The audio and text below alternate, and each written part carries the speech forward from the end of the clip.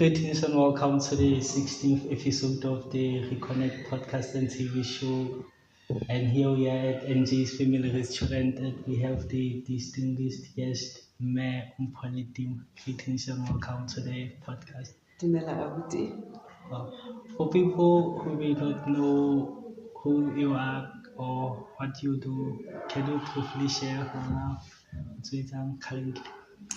Okay, so my name, like you said, it's Mpho Letima.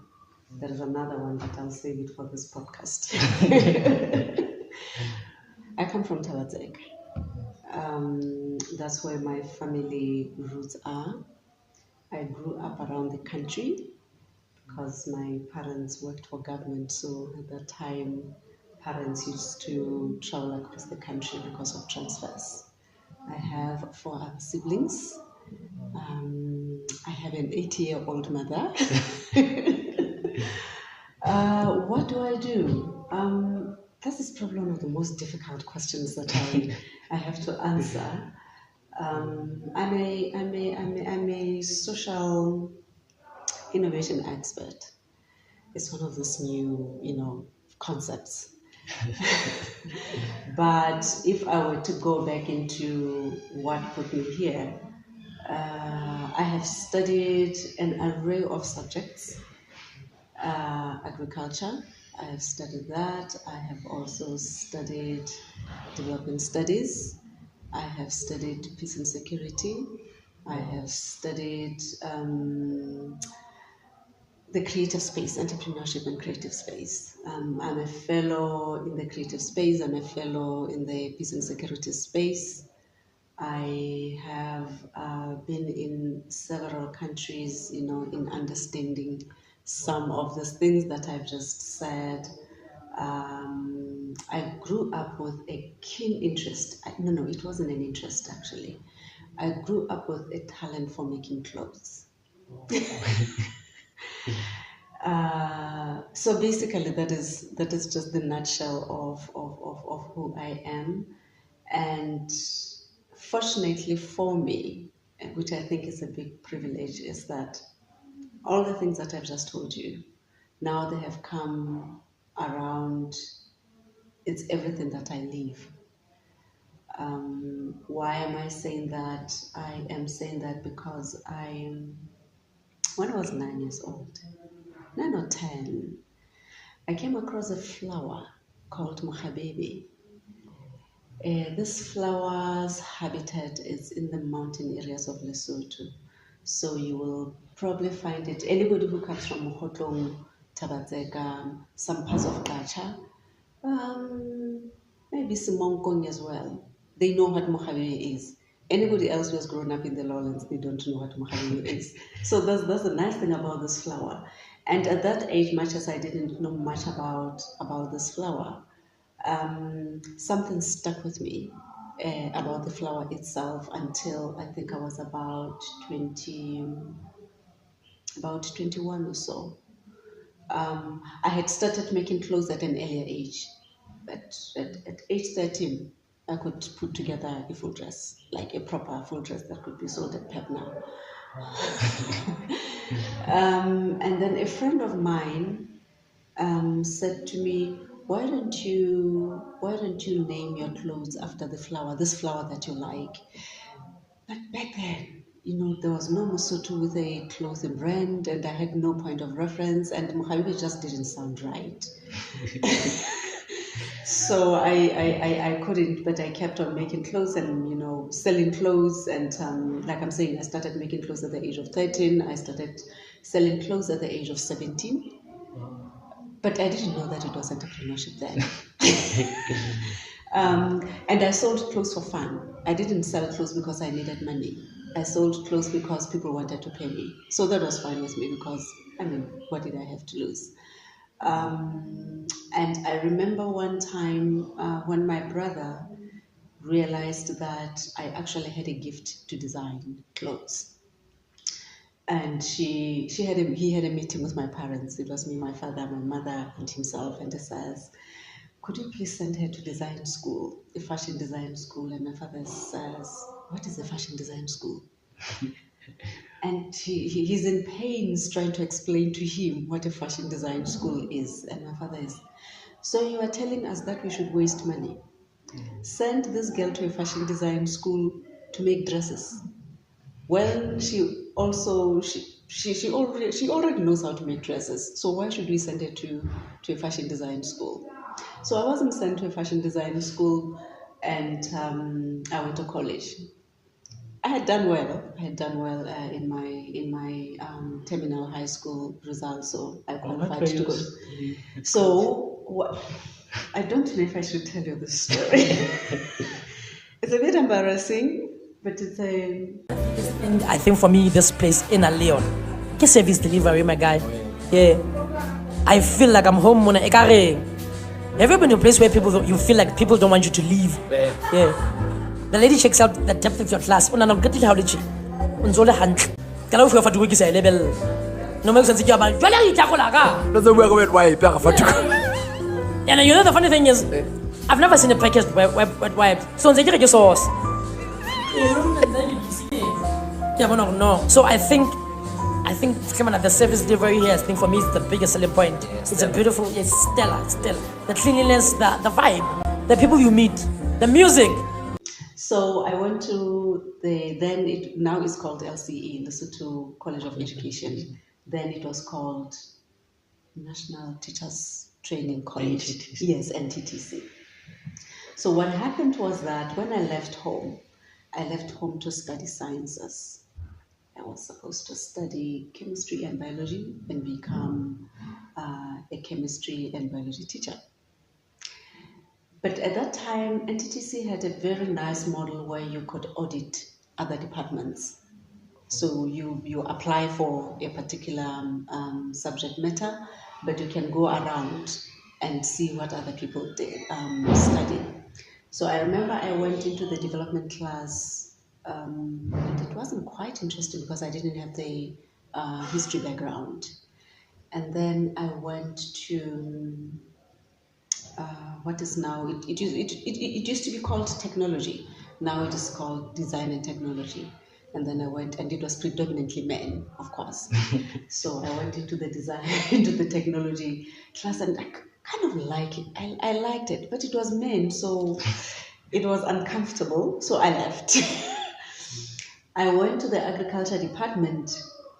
I didn't quite like the agriculture department, but because we grew up with animals, and my mother was a bit of an entrepreneur in today's terminology. So she had animals, she had my father and my mother.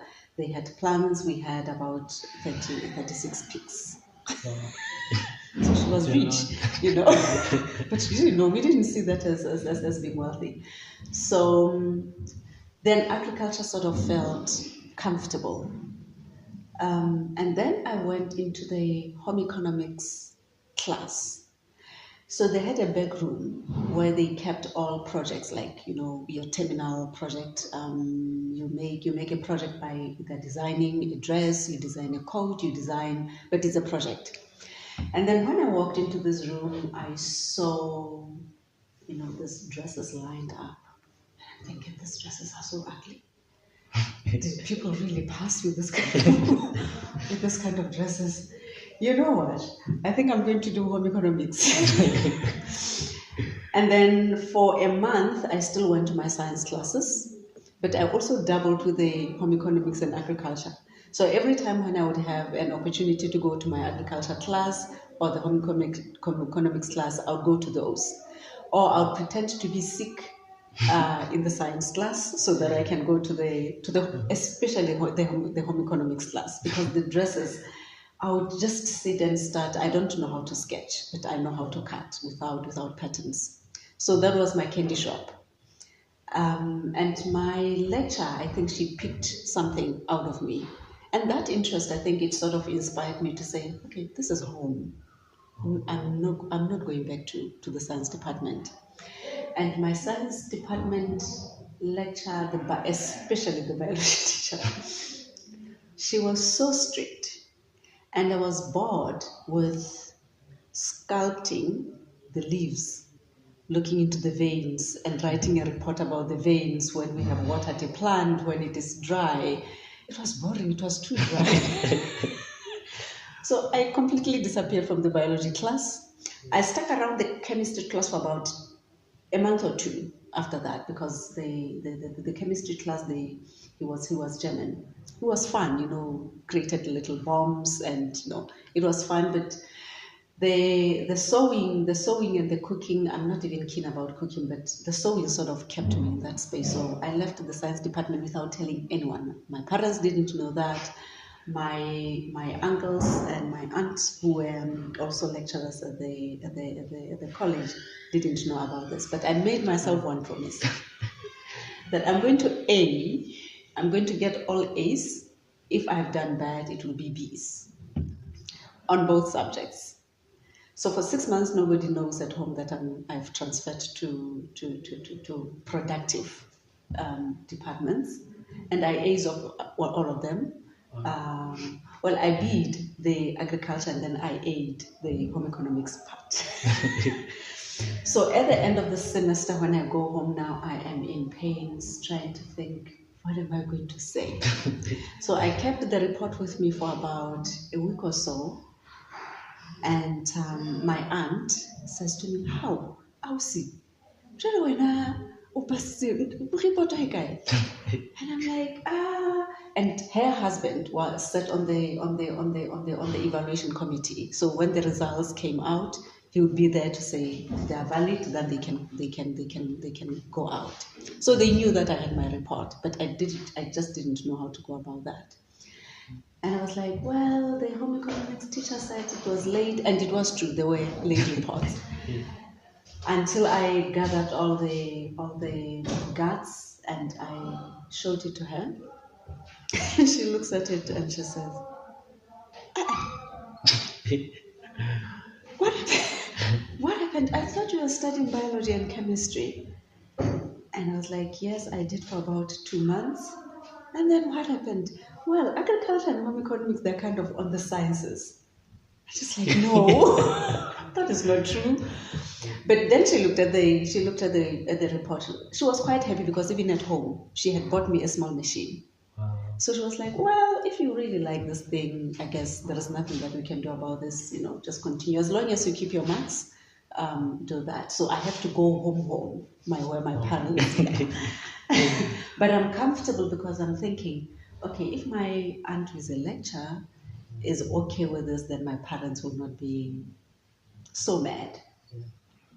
My mother is a disciplinarian. My father is more on bless his soul, it was more on the liberal side. So I started with my father to show him the report. And he only looked at the A's. He didn't care what I was studying. He was like, yeah, Mkhono, if you can keep on like this, we are good to go. And then he took the report and then he showed it to his wife. And then his wife was not impressed at all. Like, are you wasting our money?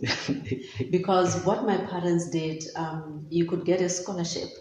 But my father had a determination that his children, he used to say, my children are not government's children. I'm going to send them to college. So he paid my school fees even in college. Yeah. He didn't have a lot of money, but he was just passionate about all of us going to school. So my mother is very upset about me studying home economics and agriculture. Just like, I don't understand, you're wasting our money. You're supposed to be a science teacher. What is going to happen of you? And but she's also looking at the marks. So she needs to balance her being upset and making sure that, but you did well. So I guess if you like this thing, go ahead and study it. So that is how my becoming, I would say, an educated creative sort of took shape. So at the end of my third year, when we prepared for Construcion, so the Minister of Education would come to NTTC to look at this project, whether it was on the agricultural side. So now I displayed on the tailoring and the fashion design side. And I don't remember if it was the minister or the deputy minister. As they were walking around the display room, exhibition room, he comes across my project, and he says to my lecturer, So sometimes you display things that come from shops so that they can see the quality and standard of what needs to be made. And she's puzzled for a moment, like what is he talking about? And he asks again, and she says, why? And he says, I'm looking at that dress. I'd put together a nice two-piece Georgette and Georgette dress, pleated Georgette dress. And he says, no, I'm looking at this one, and it looks like it's from a shop. And she says, no, it's not from a shop. She made it. So I was this small. So there was another taller lady next to me, and he addresses her like, oh, good work. And everybody's like, no, it's not her, it's her. And he looks at me and is like, oh, she's going to be a teacher. This one? She made that. And it was like, yes. And he was quite excited. And he said to me, sadly, at that moment, he said, you know what, Wanaka? It's unfortunate that as a country we're not ready for people like you, gifted people like you. I hope in your journey you'll find yourself. And I hope in your journey you'll still be a good teacher. So I think that for me sort of sobered me, but I didn't do that to go and teach. I did that for me. That was for me, that I think most children, if you came from another family, they would probably have been forced to go back to the sciences, which is why I'm saying I was privileged because I had this, a support system that said, well, if you like it, then you can do it. But at least we know you have the brains to do other things. So that is the privilege that I came with. And, these subjects were looked at as if, they are people who enroll in agriculture and home economics, they are not so brilliant, which was not the case with me. So, but I was really lucky to actually do something that I loved because I was I'm gifted. So for me to be able to get into that space sort of gave me peace. But I have never taught home economics in my life, ever. I don't even know how to stand in front of a class and teach home economics. I would be terrible. So every time when I started being a teacher, I was also lucky in that when I started my teaching years, the school that I went to high school at actually called me to say, when you are done, you have a job waiting for you. So when I got there, we were expected to teach two subjects. So my major was agriculture and home economics. And I made it clear that I cannot teach home economics. I can't teach home economics. So I was told to teach mathematics. Because I'm like, well, when you left here, you had done well in your sciences, so you can teach agriculture, which I was kind of like, okay, it's part of the sciences, so I can do that part. So I taught mathematics for 3 years and agriculture for all the years that I was a teacher. And then later on, I studied English and development studies, and I taught that as well. So I have taught at high school level, I have taught at tertiary level, NUL, EMS, and LCE. So there was this part of me when I was in academia, which I enjoyed pretty well, until I realized that at some point I had to leave. I knew I was going to leave, I just didn't know when I was going to leave. I think the inspiration for me to leave was when I started teaching at EMS. I was forced to teach research to a class of older people who had not less than 5 years experience, or rather 10 years experience. So most of them were either managers or principals of schools, or high up in their institutions. And I was this young woman who had never taught research before, and some of them I believe they had done research. And I remember the first day when I stood in front of them, I was thinking, what am I doing here? And there was this particular one who was way older, probably she was a principal, so she was probably in her late or early 60s. And she had this intimidating look about her, and she was very knowledgeable. So my first class, I'm looking at her and I'm thinking, if I can impress her, then I have the whole class to myself. So I worked very hard to impress her, and she was not in the slightest impressed. Visit TM Properties and Real Estate Investment Company. They are located at Medcash Complex. Their services include property evaluation, site inspection, property survey, property investments, property management, property rentals. They buy and sell property. Visit today. And when we were given, at a particular time, you have a group that you have to supervise. And she was part of the students that I had to supervise. So you can imagine, my nerves were all over the place. I didn't know what to do with her. She was quite knowledgeable. I had minimal skills of teaching research, even though I had studied it at school. And then my mentor then said, you know what, don't worry. We realize we have a problem, but we're not going to move the student. You are going to supervise her. Because if you can supervise her and finish, then you're going to be a good research supervisor. I hated doing that for the first semester.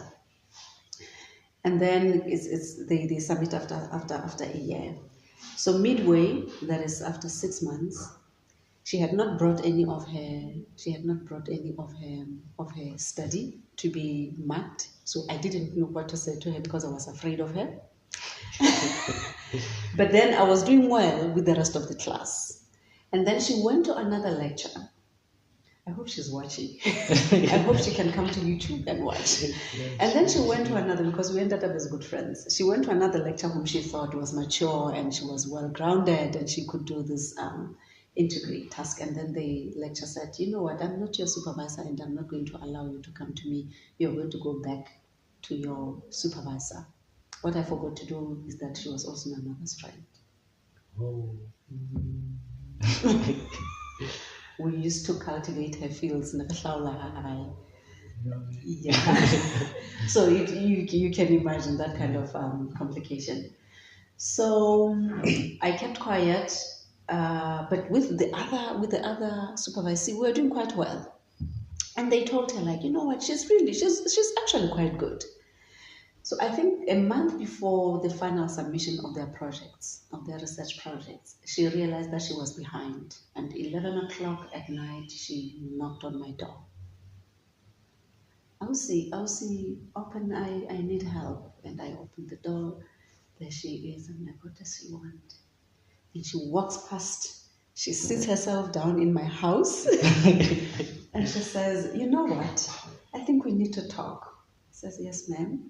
What is the problem? How can I help you? She says, I can see that there is only a month left before I have to submit my project. So you have to help me. And I'm like, okay, yes, that's my job. That's what I'll do. So what do you need? And she hands me, pages and pages of what she had written. Pages. Oh. And I'm like, okay, you know what? What I'll do, I'll stay overnight, go through the pages. You can go home. The sun is waiting outside for her. You can go home and then in the morning, come back. We will have a few minutes to go over what you've submitted, and then we can continue. And I looked at this and I didn't sleep, trying to make sense of this thing that I'd never seen before. Fortunately, she was a good writer. So she struggled with concepts a bit, but in terms of the content, she had that. So, but it was still a tough month for us to go through, to redirect her in trusting her, to redirect her in making sure that she submitted her work on time. And she submitted her work on time, fortunately. So everyone is happy. She passed well, especially the subject. So that was good. So going forward, which is why when I'm saying sometimes when I'm not a specialist, I'm a bit of a generalist. Later on, when I left teaching for the civil society, I learned a lot about community development, and I got interested in community development.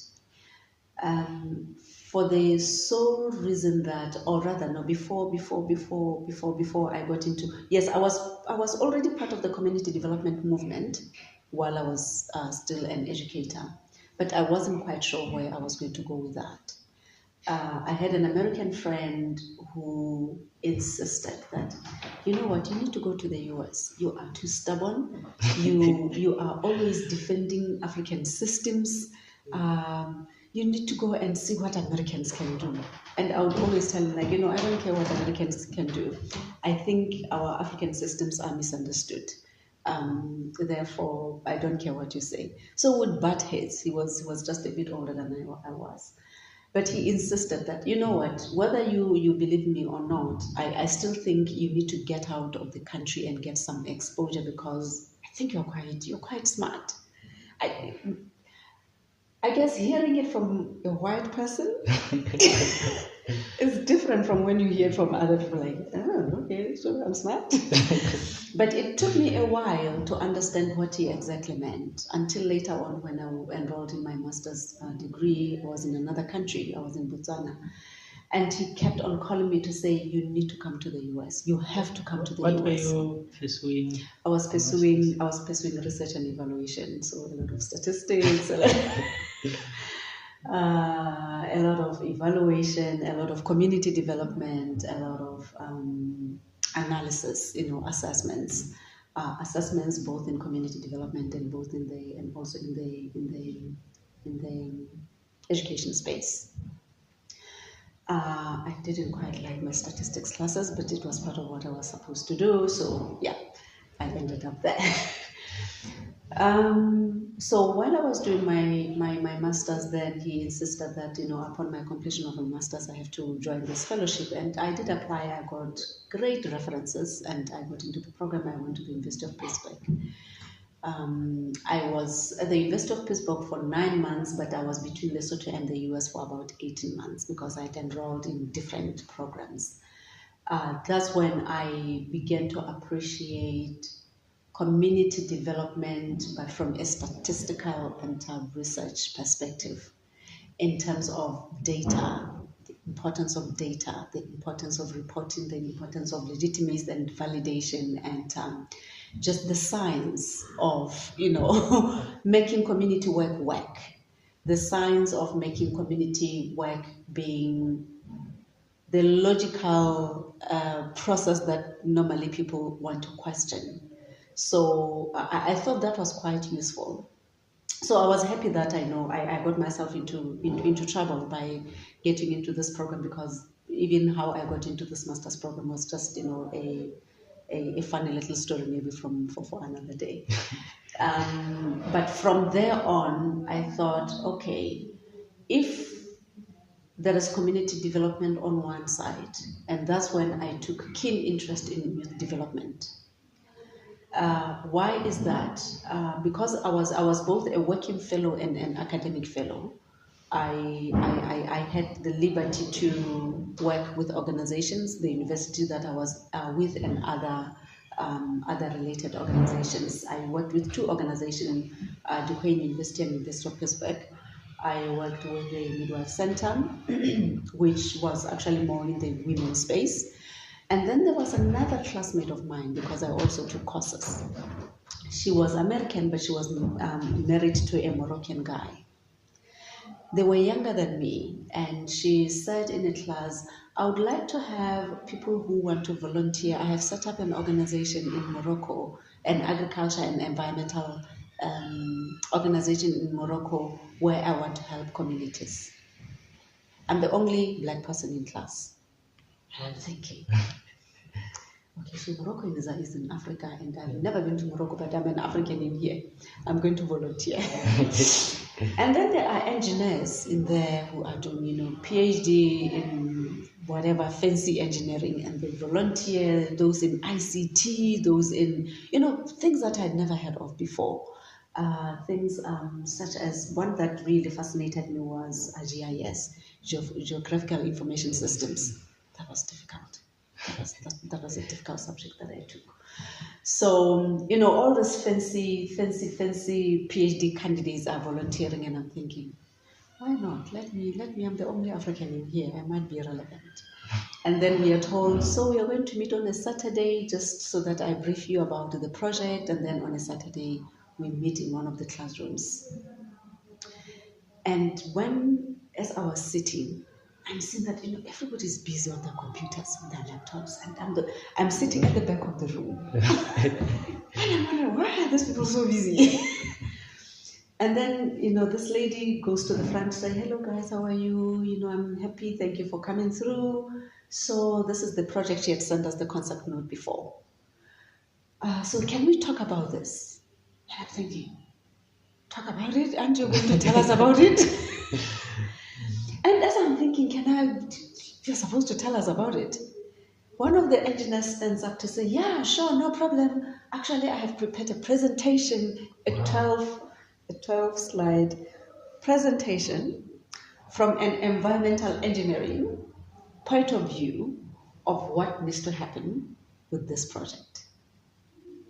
So I'm thinking, okay, so this guy is, doing environmental engineering, so okay, I'm safe. And then when he's done, very nice presentation, he had researched so well about Morocco.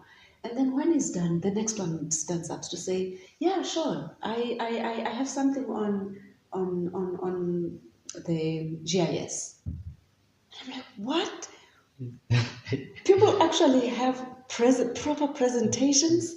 So about 5 of them had proper presentation about the lines of things that they wanted to do. And then I'm sitting, listening to them, like, I have not prepared anything. Now I'm going to prove that Africans are lazy. Africans are not prepared. They never prepare anything. And I'm trying to come up with a story. What am I going to say? And when everybody else is done, the lady looks at me like, yes, Miss Letima, is there anything that you'd like to say? And I'm like, yeah, sure. I would like to say something. And I'm like, you know what? I really loved all these presentations. I had actually prepared something, but I think I need to sort of consolidate what everybody has said from an African perspective. And then everybody's like, okay. So I was writing notes. So I took each one of them to say, from the GIS perspective, this is what I think you should think. You should rethink your model. From your environmental engineering point of view, this is how you should rethink your modeling. From the other one was a statistician. And I was like, okay, so when you do that, yes, it can be a big village survey. Have a nice simple sample that you can, analyze very fast. And the husband is going to Morocco, so you can give him the questionnaires now, so that when he comes back, you have we can have our baseline data. And they're like, wow, that is actually a good idea. So my day was saved. They thought, okay, this one is a smart African. So they said to me, you know what? Since you seem to be so well versed with the African context, we are going to make you our lead researcher.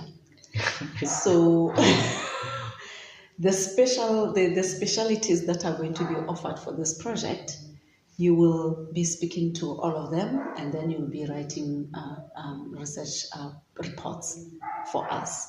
You will also recommend for us what might work best in communities in Africa, so that our project doesn't fail. And I was like, yeah, and by the way, what you don't know is that sometimes when you bring a project from the US and then you export it to Africa, it doesn't work because the way of thinking is different. So this is how we think in the African context. This is how we want to be approached in the African context, and therefore you might want to tone down some things so that it works. It doesn't seem to be too foreign. So my day was saved. I was the lead researcher. From there on, quite an amazing experience for me because one, these people were, all of them, they were younger than 28 years. All of them. What about you? I was older than them. I was older than them, and my fascination and curiosity was like, okay, so a 26-year-old has an organization in Morocco. She is starting an organization in Morocco. And there are people who actually are volunteering to help her with the skills that they have without them being paid. I think I like this. So I was part of these young people that were establishing this project, and another was a German. He was raising funds for a village in Kenya, and Kenya and Namibia. So I was fascinated with these things, like, we don't do this kind of things in Africa. Young people don't establish companies, they don't start organizations. What kind of young people? So I hung around young people a lot at that time. I was still on the young side. I'm over 35. So I learned a lot from this group of young people in terms of discipline, in terms of starting something and finishing it off, in terms of self-initiative, in terms of confidence levels, and just using the skills that you have to advance and push a mandate or an agenda or a narrative. Because when we started the fundraising for this organization, we raised $1,000, which was a lot of money in terms of the exchange rate at that time. And it was money that was going to go to Morocco to buy seeds. And I was like, so I'm part of this thing. When I go back to Lesotho, they will know me. So I got this in, and then the friend of mine who actually inspired me, or who forced me, let me put it that, who forced me to come to the US, I began to see what he was doing, because with himself, he was into development policy. He was into economics and development policy. And it began to make sense why he wanted me to be part of this community that has been exposed. Because he used to say to me, you know what, had you taken a different path, I think you'd have made either a good lawyer or a good economist. So, okay, whatever that meant, I wasn't there, because our conversations were around a lot of policy issues, policy analysis, development policy.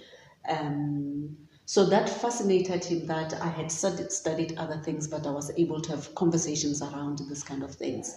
So my exposure while I was in the US for this 18 months period, back and forth, was an enlightening period. And I've always said, if I had all the money in the world, I would send every Mochawa Lesotho to another country. And I don't care which country, it doesn't have to be the US. Because once you have an experience of how the outside world understands Lesotho, you begin to see Lesotho differently. You begin to see opportunities instead of challenges, which is why I like what you're doing. So as young people, you sort of remind me of that period to say, now I am beginning to see, a new crop of young people who are taking initiative, that are confident. They don't wait to be perfect. Because with our generation, you had to be perfect. When you do something, it had to make sense. If it didn't make sense, what are you doing? So what I'm seeing now is what I saw in 2009 up until 2011, when I was traveling back and forth from the US with young people now. So that's like about how many years now? 20 years? Yeah. 20 years. So I learned a lot from that. And then I came back home. When I came back home, the flower, the Mokhabebe, now it began to make sense, like, the flower. Now I can make this. I didn't know if I wanted it to be a company or an organization. Now I knew what a company was, I knew what an organization was, and so I knew the difference between the two. But something held me off from the Mokhabebe space. I felt like it was such a personal experience thing, and I didn't want to formalize it too much. I wanted it to be a creative space for me to pursue all the things that I wanted to do that people are not allowed to do, so I could play. So rather, when I then came back, I joined 2 other civil society organizations where I learned a lot about community development as well. I was working as an M&E and capacity building advisor, social innovation and design thinking. 2015, when I left one of the organizations with no plan. That's another thing which is very important. With no plan, I had no idea. I left the organization and I had no plan in mind as in what I was going to do with myself. What made you leave the organization? So when we grow up, and I don't think we talk about this a lot, when we join organizations as young people, because when I joined, I was a director at relatively young. You know, you come in, you are energetic, and you want to change things. Every organization has its own culture. As a young person, we don't learn about the cultures. We come in, we want to change, create a new culture. And sometimes you meet resistance. Most times, and I have, even though it's not a published study, but I have gone around to ask, how do young people feel when they get into the directorship positions, in terms of settling in terms of understanding organizational culture, in terms of understanding the group that you work with, the team that you work with, where they come from, how they got there, where you come from, how you got there, especially when it's a group of people that have been there for a long time and you are the only new person. And almost everybody says it becomes one of the most isolated experience because you're not one of the team. So you need to learn to be part of the team. And being part of the team takes some emotional intelligence of a special kind. I don't think I had grown to that level. So that in itself taught me a lot in terms of handling issues, conflict, what have you. So, there are times when you feel like I am right and these people don't understand me, and you are up in arms to try to convince everybody and you don't feel like they're listening to you, and then you forget the organizational culture. And you realize, okay, maybe I am not of value here. And then I decided, okay, maybe I should leave. But what I had done was literally to turn around the organization. So I was happy with that. That, you know what, even though I am leaving, but at least I am leaving with the organization on a higher note. It's not the same as when I came in. So I was like, okay, maybe it is time for me to go. So it was time for me to go. I registered GEM Institute, which is the organization that I'm with now. It was in 2015. 2015. But then I had just landed another fellowship in London. So I was like, okay, so I have an organization now. I have to leave in about 2 months because I registered the organization in April, and then in September I had to leave for London. So I didn't know what to do with myself. Do I continue with this organization, which I don't know what I'm going to do with it, or do I go to London? And I was like, you know what, let me go have a party, get out there, see what is happening out in the world. That's where I studied peace and security, development, peace and security and leadership. So I went to London. I was between London and Kenya, but also it was the kind of fellowship that literally forced you to travel around the world. Because the mandate was that on the development side, they wanted us to understand how the development process happens in the African context. It was very important that we understood development in the African context. We had to understand leadership in the African context. That was very important. And we were sort of brainwashed to believe that. And I am still like that. Anytime when anybody speaks, the first thing that I process is, how does this apply in the African context? So it was a beautiful, beautiful, highly, highly competitive fellowship, highly competitive. That 6 of us made it. It's something of a wonder, and it is always 6 people. So we traveled around the world, and as part of the fellowship, you gain experience through different institutions. Parliament, I was placed at the East African Parliament. We had to visit there. We would sit in the parliament and we would listen to deliberations, how the East Africa was governed. We went to the US. We sat at the UN, studying how the UN peace and security and peacebuilding units executed their mandates. We were fellows at the International Peace Institute. They are the ones that mentored us in the US. Quite an interesting experience in terms of how the peace and security concept as a system works versus peace building works. Peace and security has money. Peace building has people. That's exactly. So those kind of things they were quite fascinating in terms of learning these kind of systems. And then when we left the US, then we are placed in different organizations and companies and institutions of note. So what we would then do, I was placed with the AU, African Union in Addis Ababa. I was with a political affairs as a democracy and governance fellow. So basically, my role was I was asked, so what do you want to do? You are given a title. You are a democracy and governance fellow. So what do you want to do? So I was like, okay, I would like to be part of the youth programming. I'm also interested in the gender space, but I am much more interested in seeing how the youth development works from this, kind of institutions. So I was given that mandate. At that time, there was what is called the regional youth consultations. So basically, youth from every country that is a member of the AU would convene in one country, and then they'd come and raise their issues, and you'd be amazed how smart African youth are. And it always reminded me of my time in the US during that time. Like, how is it that we don't have in country, in Lesotho, Mhlala, how is it that we don't know about these young people that are vibrant?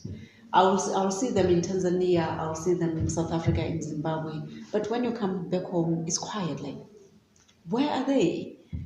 So for me, that in a little like, no, we need to know what happens with our young people. So what I did while I was at the AU, I would go to different departments to ask, like, why don't we have Basotho here? They're like, well, they don't apply. It's like, oh. And then one time, because I had gone through different departments, when somebody from another department came to me, shot me an email to say, hey, here is an email, we are looking for fellows, for youth fellows.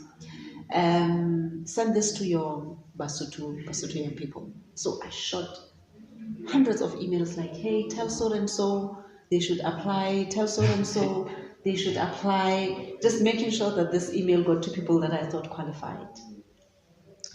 As the date for submission approached, wrote another email, have you submitted? No, we have not submitted. Why have you not submitted? No, this form is very difficult.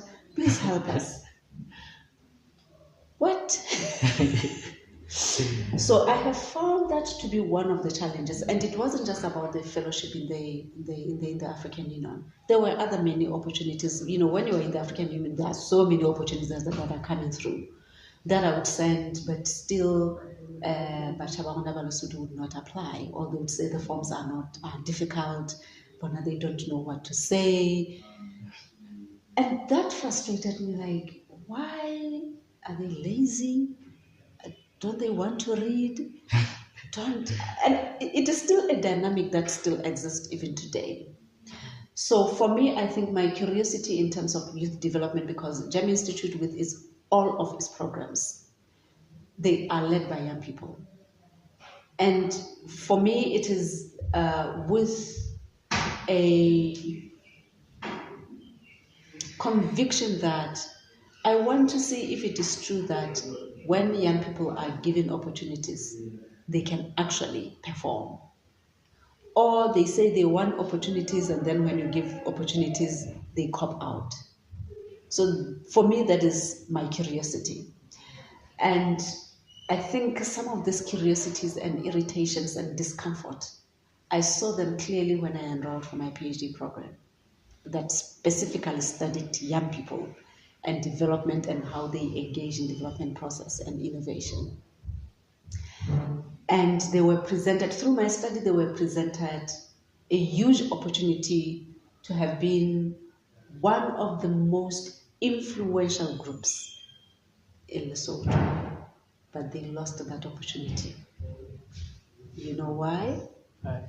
Because now it was issues of power dynamics, fighting for power, fighting for money, fighting for relevance, fighting, and that project fell off. I'm going to give you an example of what happened. So part of my study was that we had to work with the community. And then as young people, they bring, this young full, skills, ICT, accounting, what have you, and then they work with this community. And the community afforded them an opportunity to do something with land.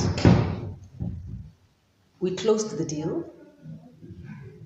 And when we're just about to really accelerate and get forward with the work that we're supposed to do with the community, they started fighting, the young people themselves. So that's who I am. That's what I do. That's what I keep doing. Because my question is, as I come to the end of the questions that you asked me, is young people as a product of society, but they're also a product of our behavior as a society, as adults. What we see in them, is it us? Do they fight because we fight? Do they not use opportunities because because we have also squandered our own opportunities? So these are some of the curiosities that sometimes fascinate me. But I'm also fascinated by newer developments. Your STEAM, your Sebabats, or we have another project within the GEM space, which is the Girl Tech Talk Conference, the green tech space, where young people in the green space, they come, they use technology to try to solve community problems. So I'm curious about these platforms to say, they look interesting. We have big numbers of young people that work around that space. Let's see how far they can go. As part of that, I incubate and accelerate young entrepreneurs. And it's still a challenge, because even with us, we are learning to do this kind of things. It's still a challenge, an exciting challenge. But my interest really is set in understanding how young people evolve, how young people grow in a society. But I must say, there is change, and there is promising change within youthful spaces. What I don't know is whether we have a society that is ready to support this kind of young people.